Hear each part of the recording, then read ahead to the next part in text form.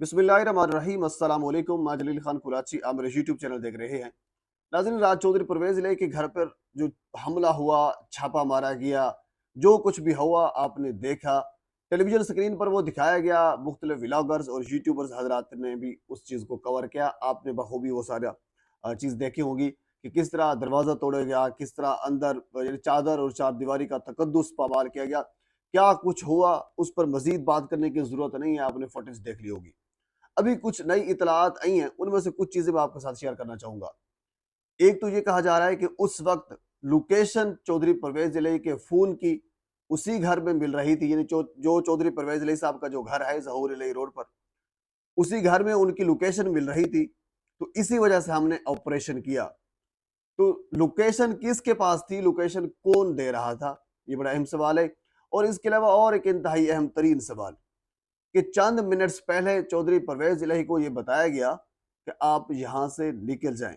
वो कौन सी शख्सियत है जिसने चौधरी परवेज इलाही को आगाह किया कि आप यहां से चले जाएं, अब ऑपरेशन होने वाला है? ये भी बड़ा अहम सवाल है। और इसके अलावा सिप्तेन खान जो साबिक पंजाब असम्बली के स्पीकर हैं, उनकी जानिब से अब यह कहा जा रहा है कि एक पिटीशन दायर की जाएगी पिछली असम्बलियां बहाल करने के लिए। अब पिछले असम्बलियां बहाल करने के लिए पिटीशन क्यों दायर की जाएगी? असम्बलियां बहाल हो सकती हैं, नहीं हो सकती, इस पर क्या होगा, इस पर भी डिस्कस करेंगे। और जो मौजूदा सूरत हाल, जो रात तकरीबन 10 साढ़े 10 के दरमियान जो वाकया हुआ, जो एक हमला हुआ, मैं इसको हमला कहूंगा, जो हमला हुआ, अब इस हमले का इन मुज़ाकरात के ऊपर क्या असर पड़ा? और दूसरा, ये 3-4 दिन का जो एक गैप आया है, ज्यादा गैप है, इतना ज्यादा गैप इन मुज़ाकरात, इन अगले राउंड का और जो पिछले राउंड के दरमियान जो एक गैप है 3-4 दिन का, ये क्यों आया है? इस चीज़ के ऊपर भी डिस्कस करेंगे। आगे बढ़ने से पहले आपसे गुज़ारिश है मेरे चैनल को सब्सक्राइब कर दें, ताकि आने वाली हर इन्फॉर्मेटिव वीडियो आप तक पहुँच सके। गुजरे वाला ज़हूर इलाही रोड पर चौधरी बरादरान जो है उनका घर है। अच्छा, सिर्फ चौधरी परवेज़ इलाही का घर नहीं है, उसमें बाकी यानी चौधरी शाफ़ी हो गए, चौधरी सालेक हो गए, चौधरी वजाहत हो गए, चौधरी शुजात हो गए, ये सारे लोग उसी रोड पर रहते हैं। और कि ज़्यादा बंगले नुमा घर नहीं है इनके। यानी जिस तरह आम एक कह लीजिए एक बंदे के घर होते हैं, वैसे इनके घर हैं। तुम्हारे लिए सारे इकट्ठे ही रहते हैं। चौधरी जो एक बरादरी है, बरादरी कह सकते हैं, फैमिली कह सकते हैं, जो भी आप कह सकते हैं, इकट्ठे रहते हैं। तो रात अभी भी अब अगर आप देखें तो सड़कें तकरीबन बंद हैं। यानी कुछ सूरत हाल, कुछ लम्हे ऐसे आते हैं जब वो सड़कें खोल देते हैं, फिर वो सड़कें बंद कर देते हैं। अभी भी यानी पुलिस वहाँ पे भारी नफरी जो है वो तैनात है। इसी वजह से क्योंकि रात उन्होंने जो एक छापा मारा, जो एक हमला किया, उस हमले की बदौलत। अब आप जानते हैं क्योंकि चौधरी बरादरान जो हैं ये एस्टेब्लिशमेंट के भी बड़े करीब हैं, और इसके अलावा ब्यूरोक्रेसी में इनके बड़े अच्छे ताल्लुकात हैं, क्योंकि पुराने सियासतदान हैं। और इनका ये कह लीजिए कि वो वतीरा रहा है कि ये लोगों के साथ मिलते जुलते रहे हैं, मुख्तलिफ जमातों में रहे हैं, और मुख्तलिफ बड़े बड़े जो लोग हैं उनके साथ भी ये बड़े अच्छे ताल्लुकात हैं, खसूसन एस्टेब्लिशमेंट के साथ भी। और हुआ कुछ यूं कि हालांकि चौधरी परवेज इलाही ने उस मुकदमे में जमानत करा रखी है। एक एक मुकदमा इनके ऊपर पहले दर्ज था, उस मुकदमे में इन्होंने जमानत कराई थी कि मैं बीमार हूं, मुझे इस्तिस्ना दिया जाए। तो अदालत ने इसको इस्तिस्ना दिया। फिर चौधरी परवेज इलाही को यह बताया गया कि आपके ऊपर एक और मुकदमा भी गुजरांवाला में दर्ज हुआ है।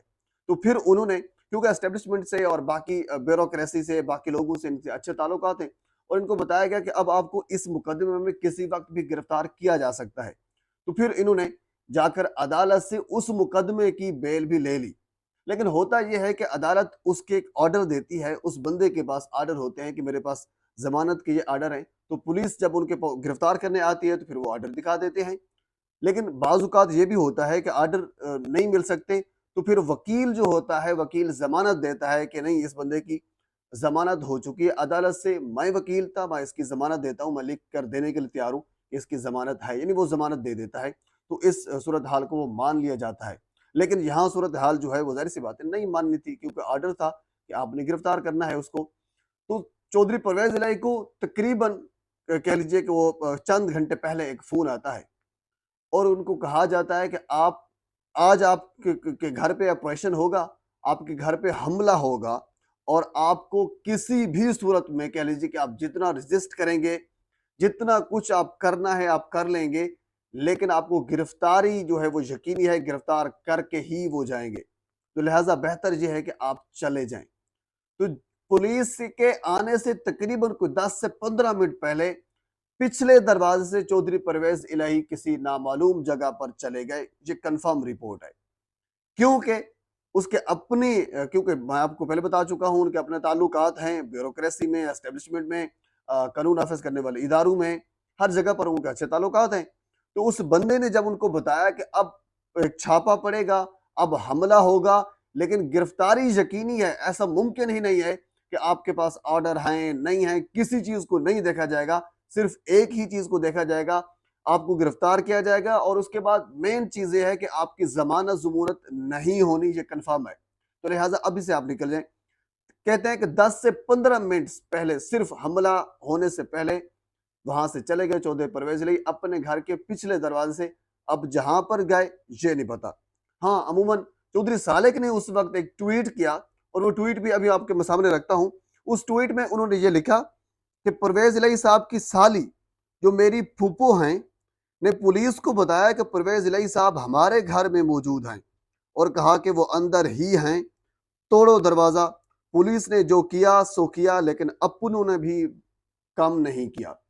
अच्छा, बेसिकली क्योंकि चौधरी परवेज इलाही साहब की बहन है और फूफी हैं जनाब इसकी चौधरी साले की, ये बेसिकली ये चाह रही थी, जो यानी परसेप्शन बनी जा रही वो ये चाह रही थी, क्योंकि उनका दरवाजा, घर के दरवाजा तोड़ा गया, उनके अंदर पुलिस दाखिल हुई है, तो ये चाह रहे थे कि इनके अंदर भी पुलिस दाखिल हो, इनके घर का भी दरवाजा तोड़े। तो लिहाजा ये एक परसेप्शन बनी गई है, तो उस पर ये ट्वीट किया चौधरी सालेक ने। बहरहाल ये उनके अपने घर का मसला है। दूसरी बात, जो लोकेशन की, सोहेल जफर चट्टा साहब या बाकी लोग यानी एंटी करप्शन की जो टीम है वो ये कह रही है कि लोकेशन उस वक्त ही मिल रही थी, तो इसी वजह से हमने ऑपरेशन किया है।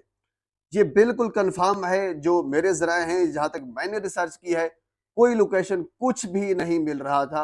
ये बिल्कुल अपने उस ऑपरेशन के जवाज में उसके ये कह लीजिए उसको प्रोटेक्ट करने के लिए कि हमने ऑपरेशन सही किया है। अब जहरी सी बात है, अब पूछेंगे ना, उन्होंने बेल ली हुई थी, तो फिर आपने ऑपरेशन क्यों किया? बंदा मौजूद नहीं था, कहते हैं कि नहीं लोकेशन उसकी थी, तो इसी वजह से हमने ऑपरेशन किया है। ये इन्होंने एक कह लीजिए कि भौंडा किस्म का कह लीजिए जवाब पेश किया है। बिल्कुल उनकी लोकेशन नहीं मिल रही थी।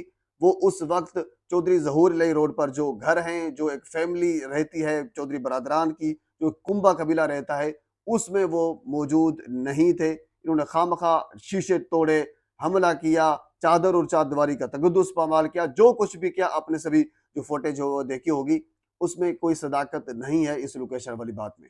अच्छा, अब हम आ जाते हैं सिप्तैन खान वाली बात पर। सिप्तैन खान, अब कहा यह जा रहा है, मुख्तलिफ जराए से ये मालूम हो रहा है कि सिप्तैन खान को ये कहा जा रहा है, उसको ये डायरेक्शन दी जा रही है कि अब आप एक पिटीशन दायर करें अदालत में कि पिछली असम्बलियां जो हैं वो बहाल कर दी जाएं, क्योंकि निगरान हुकूमत जो है वो इस वक्त अपनी मुद्दत पूरी कर चुकी है, तो लिहाजा पिछली असम्बलियां जो है वो बहाल कर दी जाएं। अब ये मुमकिन है कि पिछली असम्बलियां बहाल हो जाएं, लेकिन मेरे ख्याल में जहां तक मैंने रिसर्च की है, इमरान खान ने अभी तक इस पर कोई बात नहीं की। हाँ, आज उन्होंने खिताब करना है, हो सकता है जब तक ये वीडियो आप तक पहुंचे वो खिताब कर चुके हों या कर रहे हों। आज उन्होंने खिताब करना है, तो ये सारी चीजें उन्होंने डिस्कस करनी है। मेरे ख्याल में जहां तक मैंने रिसर्च किया है, इमरान खान इस चीज के हक में नहीं है। क्यों हक में नहीं है? क्योंकि अब जो टिकट्स उन्होंने बांटी हैं, उसमें बहुत से ऐसे लोग हैं जो खान साहब से नाराज हैं, बहुत सी ऐसी खवातीन हैं, क्योंकि पिछले जो टिकट होल्डर थे, इलेक्शन जीता था या इलेक्शन में हिस्सा लिया था, उनमें से बहुत से ऐसे उम्मीदवार हैं जिनको इस वक्त टिकट, इस इलेक्शन में टिकट नहीं मिला। अब जहरी सी बात है, वो इस वक्त पाकिस्तान तहरीक इंसाफ के साथ नहीं आए, तो अंडरस्टूड है, अगर वो पिछली असम्बलियां बहाल होती हैं तो फिर यकीनन वो परवेज इलाही के साथ नहीं बैठेंगे, वो पाकिस्तान तहरीक इंसाफ बैठने के लिए तैयार नहीं होंगे, वो किसी दूसरी जमात के पास जाने के लिए तैयार होंगे। और आपको पता था कि फर्क तकरीबन कुछ 4-5 का टोटल फर्क था इन पीडीएम में और पंजाब की परवेज इलाही की हुकूमत में। तो इसको बहाल करते हैं, अगर वो लोग जो अभी मुनहरिफ हो चुके हैं वो उस साइड पे चले जाते हैं तो फिर मसला बनेगा।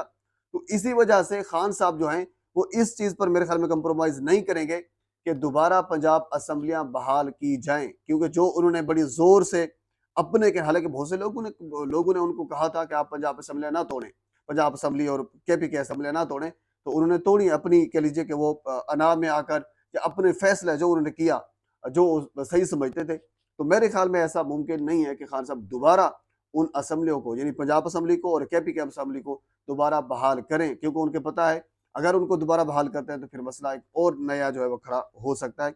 बाकी मुज़ाकरात के हवाले से भी उसमें थोड़ा-सा गैप आया है। आज खिताब करेंगे खान साहब और फिर उसमें क्या अपडेट होगी, मज़ीद जो है सारे सवालात के जवाब आज के खिताब के अंदर आ जाएँगे। मज़ीद पाकिस्तान के सियासी मंज़रनामे में जो कुछ भी आएगा मैं बर वक़्त आप तक पहुँचाने की कोशिश करूँगा। एक मरतबा फिर आपसे गुज़ारिश है मेरे चैनल को सब्सक्राइब कर दें ताकि आने वाली हर इन्फॉर्मेटिव वीडियो आप तक पहुँच सके। अल्लाह हाफ़िज़।